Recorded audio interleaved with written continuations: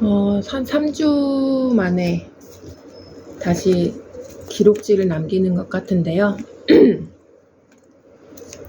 일단 3주 동안 많은 일을 처리하고 왔습니다.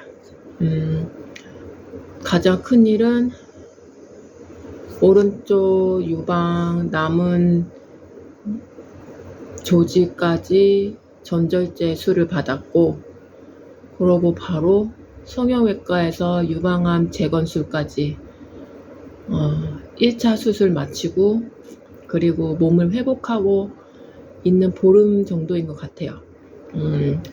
전신 마취를 짧은 시간 동안에 한 달 단위로 5월, 6월, 7월 3번을 했기 때문에 알게 모르게 많이 피곤한 것도 있고, 교통사고 났을 때 만성 피로가 급속도로 다가오는 그런 느낌하고는 전혀 다르고요. 약간 좀 지치는 것 같이 피로도가 올라오는 것 같아요. 보통 산책을 하면 7km, 8km 정도 걷는데 1시간 정도 걸으면서부터는 1시간이 넘으면서부터는 몸이 지치는 게 상대한테 보인다 그러더라고요. 저는 잘 모르겠는데. 그리고 5월 달부터 음식을 좀 가려서 먹었었어요. 먹지 말아야 되는 것들, 가공식품, 그 다음에 정제된 밀가루, 흰 밀가루, 그리고 설탕, 이런 것들 일부러 피하고 있기도 했었고, 앞으로 먹으면 안 된다는 생각이 들어서 일단은 5월, 6월, 7월 2달 정도 안 먹고 있었어요. 그랬다가 최근에 이제 진짜 치료도 끝났고, 유방외과에서도 일단 오른쪽 가슴에 대해서는 유방암이 재발할 일은 없고, 남은 가슴 쪽은 조심해야 되니까 타모xifen 복용하는 게 어떻겠냐라고 제안을 하긴 해서 약은 받아오긴 했는데, 타모xifen을 5년이란 시간을 넘게 먹어야 된다는 거가 솔직히 좀 부담스러워요. 혈전이 올 수도 있고, 그 다음에 시력이 저하될 수도 있고, 그리고 에스트로겐을 억제시키는 부분이 있기 때문에 그로 인해서 생기는 부작용들이 많아서, 일단은 호르몬 양성 반응에 대한 에스트로겐이 과다 분비되어서 유방암이 발생한 부분이 원인이기 때문에, 의학적으로는. 그래서 일단은 호르몬 변화와 체질 개선에 초점을 맞춰서 이제 건강 관리를 하려고 해요. 지금 가장 중요한 거는 저한테는 일단은 그동안에 많이 익숙해 있는 밀가루와의 안녕을 요구해야 되는 것 같아요. 근데 지금 이번 주에 밀가루 음식을 정식으로 먹은 건 아니긴 한데, 또 먹지 말아야 될 몇 가지들을 조금 손을 댔어요. 죽도록 먹고 싶더라고요. 근데 먹고 나니까 내 몸에 남아있는 암세포가 먹은 게 아닌가 하는 생각이 좀 들어서, 이제는 조금 먹을 만큼 먹었으니까 이제 좀 자제하자라는 생각이 드니까 뭐 그닥 죄스럽진 않네요. 자, 요새 보는 책이 뭐냐면 암에 대해서 공부하고 있거든요. 암의 스위치를 꺼라. 이 책을 보고 있는데 생각만큼 그렇게 빨리 읽히지는 않는데, 여기서 이제 제가 예전에 건강 공부를 했던 거랑 조금 비슷한 내용이 있어서 읽어드리려고. 일단 우리 몸속에는 정기적으로 암세포들이 생성되는데, 몸속 세포들 중 아주 극소수만 암으로 변한다고 학자들은 말한다. 보통은 암세포들이 공격을 시작하기 전에 이 암세포들을 무력화하는 능력을 우리 몸은 가지고 있다. 우리는 잘못된 식습관, 너무 많은 독소, 바이러스, 발암물질, 건강을 상하게 하는 의학적 치료, 방사선 등으로 인해 암을 유발하는 사회에 살고 있다. 우리 면역체계는 엄청난 과로에 시달린 나머지 쇠약해져 버렸다. 이 책은 제가 종종 읽어 드릴 건데, 일단은 이 책은 레이먼드 프랜시스라는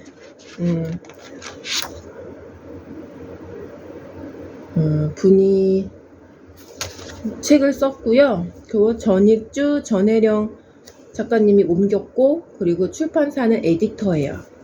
책의 제목은 암의 스위치를 꺼라입니다.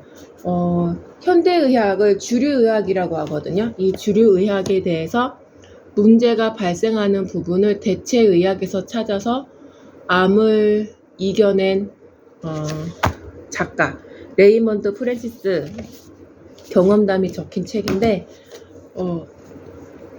약간 기능의학적인 부분하고 좀 맞닥뜨리는 부분들이 있어요. 그래서 방금 말한 것처럼 우리 몸속에 정기적으로 암세포들이 생성된다고 하잖아요. 그 암세포로 인해서 우리 면역체계가 강화가 되는 건데요.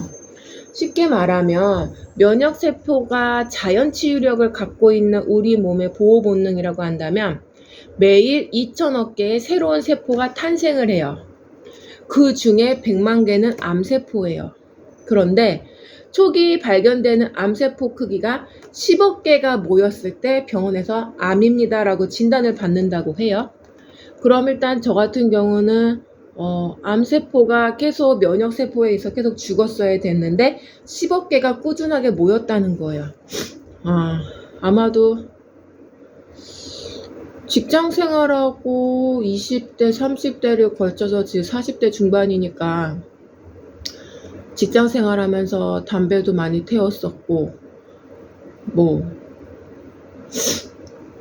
음주도 했을 거고, 그 다음에 돈 아낀다고 도시락도 먹었을 거고, 가공식품을 많이 먹으면서 살았을 거예요. 저도 그 다이어트 한다고 밥 대신에 밥을 대체할 만한 다른 것들을 먹었을 거고, 그런 것들이 면역력을 많이 떨어뜨렸던 게 아닌가 하는 생각도 들기는 해요. 그래서 60조 개의 세포 중 20조 개의 면역세포가 있는데, 여기에 NK세포라는 게 굉장히 강력한 면역세포라고 해요. 이 NK세포의 풀네임이 뭐였더라? 내추럴 킬러 세포. 내추럴 킬러 세포. NK세포라고 하는데, 유산균을 먹을 때 NK세포를 살려줄 수 있는 유산균들이 있어요. 그거는 좀 고가의 유산균들이고 저가에는 별로 없는 유산균들이기 때문에 저처럼 암을 이제 치유하고 있는 환우분들이나 아니면 암을 예방하고 싶은 분들은 NK세포랑 연관된 유산균을 가지고 있는 유산균 제품을 먹으면 될 것 같아요. 일단 저는 먹는 게 있기 때문에 믿고 먹는 게 있어서 자, 그러면 면역 약화의 이유를 보면 장 관리는 배출이잖아요. 장은 배출에 문제가 있었고요. 그리고 혈행 관리와 체온 관리라고 하는데 기본적으로 추위를 많이 타는 편이에요. 전. 그리고 자궁이 좀 찬 편이라 물혹이 많이 생기는 편이고요. 이런 분들은 몸에 염증이 잘 발현되기 때문에 궤양이나 이런 것들이 있을 수 있어요. 그러면 이것도 일종의 암 전 단계라고 보시고 관리를 하셔야 되는 분들이에요. 일종의 이렇게 몸이 차신 분들은 인슐린 저항성이 심한 것도 있을 거니까 이따가 제가 얘기 드릴게요. 그리고 혈행 관리, 혈액순환이 잘 돼야지 기초대사량도 올라가잖아요. 기초대사량이 올라가면 소화도 잘 될 거고 몸이 따뜻해지니까 아무래도 질병 예방에도 도움이 되겠죠. 순환계잖아요. 혈액순환은 순환계랑 연관이 있어요. 순환계는 면역이랑 연관이 있고요. 그리고 스트레스와 수면 부족이 있습니다. 직장 다니면 당연히 스트레스 있을 거고, 직장이 아니라 가사 일을 전문을 하시는 분들은 아이에 대한 스트레스, 남편에 대한 스트레스 있을 거고요. 그리고 수면 부족, 생각이 많거나 불안하면 잠이 안 오잖아요. 잠이 안 와서 알코올을 섭취하고 자는 분들도 있고, 반대로 건강하게 아파트 한 바퀴 조깅하고 와서 지쳐서 자는 분들도 있어요. 어떤 게 현명한지는 개인의 판단 문제지만 제가 볼 때는 몸을 피곤하게 만들어서 골아떨어지는 게 가장 건강하게 잔다고 생각을 해요. 일단 몸을 움직이면은 개운해지잖아요. 그러면 한번 샤워하고 그러고서는 가뿐한 마음으로 누우면은 그 잠이 스르륵 들기 때문에 저는 약을 먹고 자는 것보다는 그 방면을 좀 추천드립니다. 영양 부족. 요새 먹을 거 너무 많잖아요. 영양은 낮고 열량은 높은 그런 음식들 속에 우리가 살고 있잖아요. 저도 그런 걸 좋아했었고, 그런 걸 좋아해서 얻은 게 지금의 제 몸 상태죠. 영양가 많은 음식은 주로 야채, 나물 반찬, 과일, 이런 천연 제품들이죠.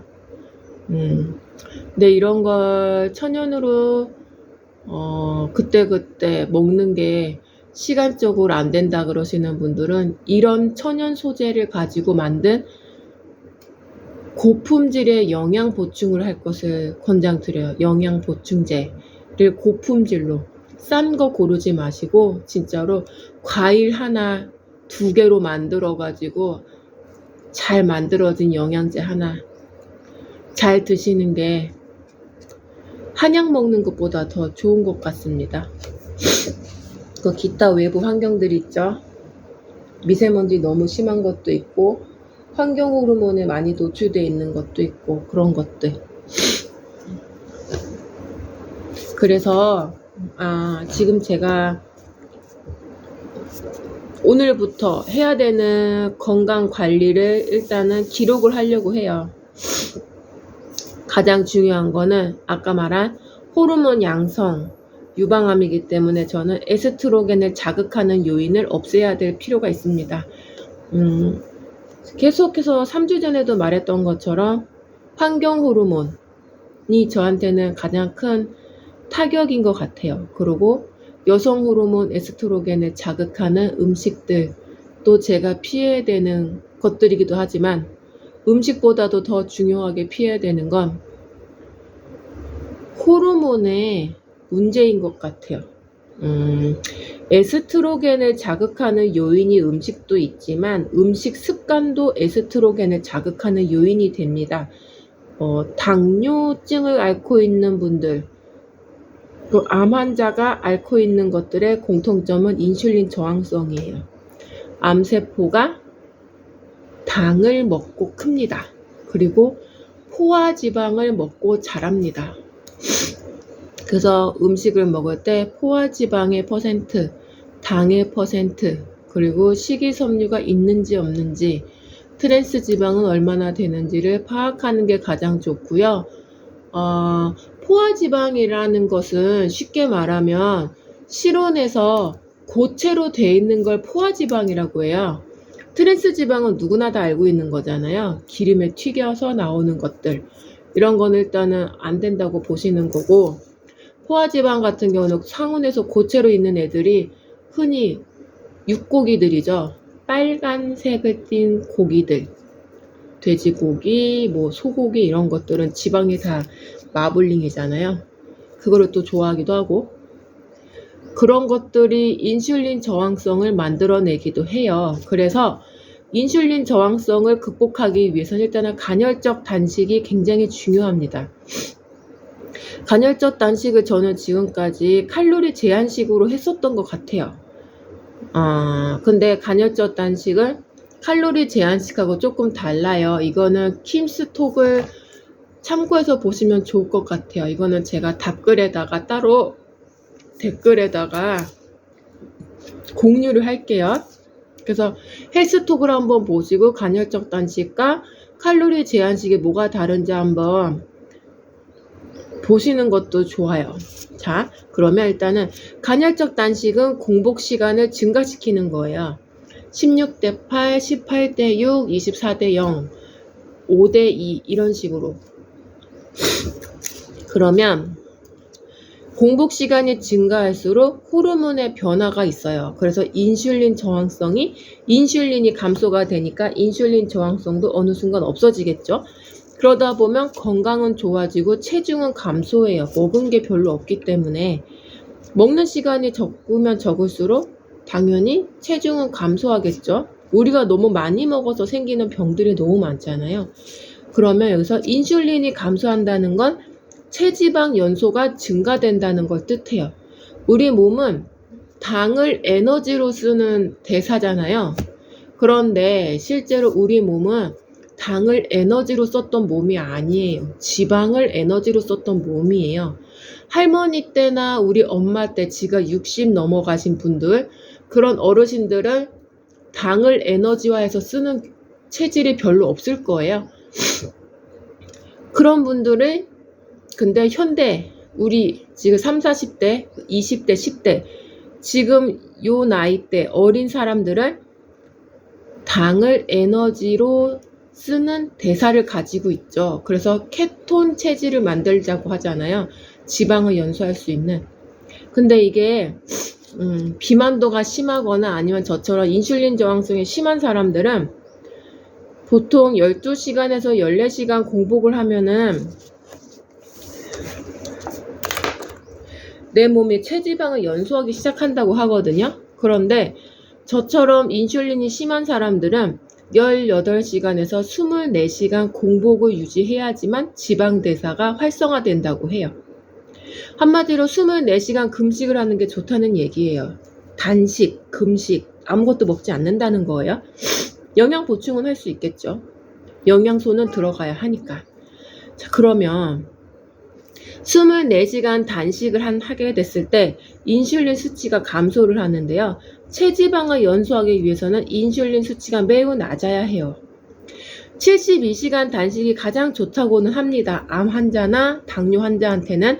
하지만 72시간 단식을 해서 인슐린이 낮아지는 것보다 24시간을 단식했을 때 인슐린의 수치가 30% 이상을 급감한다고 해요. 그러면 24시간 단식을 짧게 자주 하는 것도 도움이 된다고 전 생각을 해서 일주일에 하루는 24시간 단식을 해보려고 합니다.